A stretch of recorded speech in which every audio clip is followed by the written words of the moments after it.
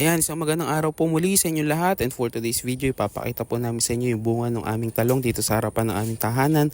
Ayan po yung isa, meron pang maliit dito na sumisibol sa taas.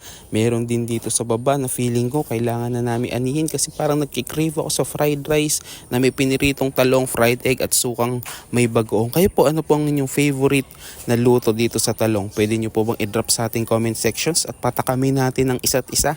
Ayan, may isa pang mahaba dito, feeling ko talaga anihin na to eh. So sana anihin na po namin. Ayan, meron pang mga bulaklak dyan, meron din dito.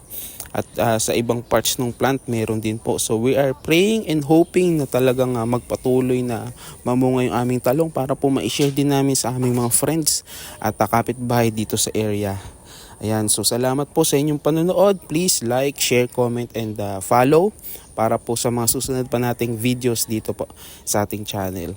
So God bless everyone. Thank you.